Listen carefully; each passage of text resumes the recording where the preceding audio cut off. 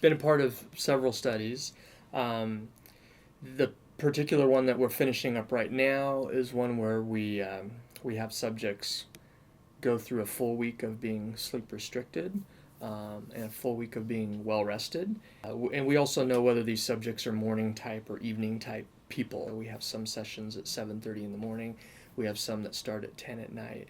And so you could be a morning person in the morning session or a morning person in the evening session or vice versa. And they come back at the end of those weeks and they make some decisions for us. And so we've been interested in decisions that where you'd expect people to behave differently if they were using more their rational thought, I guess prefrontal cortex regions, versus if they were using more their automatic decision making processes or just coming up with a simple rule of thumb way to approach a problem.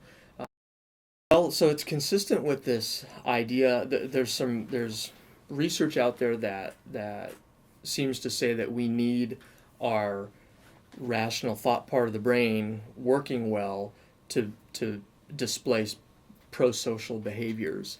And so it's consistent with this idea that when you're sleepy, you rely more on automatic processes, which may be more sort of self-centered and therefore less interested in giving to others and less maybe more guarded against the potential to be exploited in an interaction. Sleep restriction and sleepiness is not good for trust, and that's bad for social interactions in general.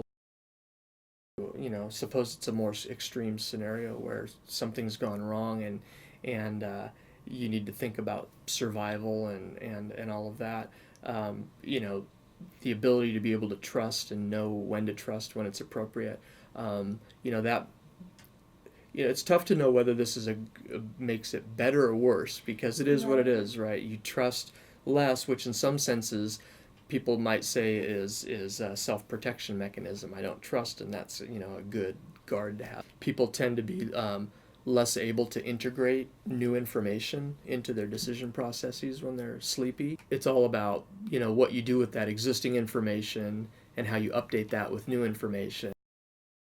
You want sleep to be undisturbed. You want to have sufficient time in a peaceful environment. You want to not have things that would harm your body's ability to wind down and get into sleep mode. The electronic devices, smartphones and the like, emit a lot of blue light. And blue light, I guess, suppresses your body's production of melatonin. Why might you naturally kind of wind down earlier outdoors? Well, there's not all the artificial light, and so when it gets dark, that's sort of the cue that tells your body to start producing more melatonin, which sets your circadian rhythm so that you go into that sleepy phase.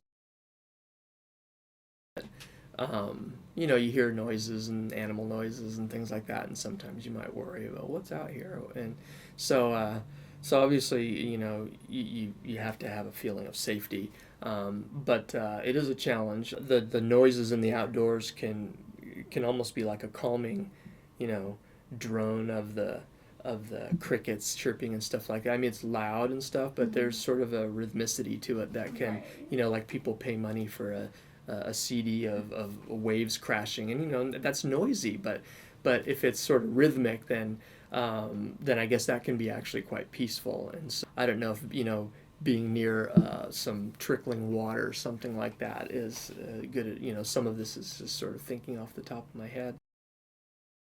This is as important as food and water at some level. Some studies show that the sleep deprived rats, I believe, die quicker than the food deprived rats.